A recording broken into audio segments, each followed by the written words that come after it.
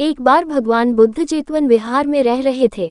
भिक्षु चक्षुपाल भगवान से मिलने के लिए आए थे। उनके आगमन के साथ उनकी दिनचर्या, व्यवहार और गुणों की चर्चा भी हुई। भिक्षु चक्षुपाल अंधे थे। एक दिन विहार के कुछ भिक्षुओं ने कुछ मरे हुए कीड़ों को चक्षुपाल की कुटी के बाहर पाया और उन्होंने चक्षुपाल की निंदा करनी शुरू कर दी कि उन्होंने इन जीवित प्राणियों की हत्या की। भगवान बुद्ध ने निंदा कर रहे उन भिक्षुओं को बुलाया और पूछा कि क्या तुमने भिक्षु को कीड़े मारते हुए देखा है?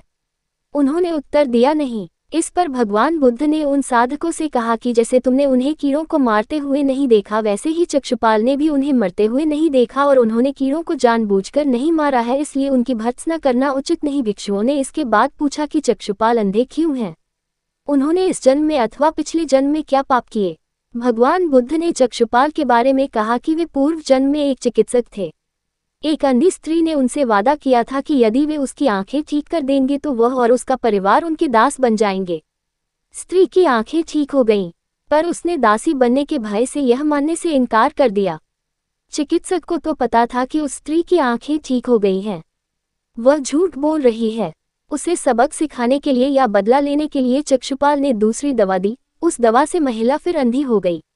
वह कितना ही रोई पिटी, लेकिन चक्षुपाल जरा भी नहीं पसीजा। इस पाप के फलस्वरूप अगले जन्म में चिकित्सक को अंधा बनना पड़ा।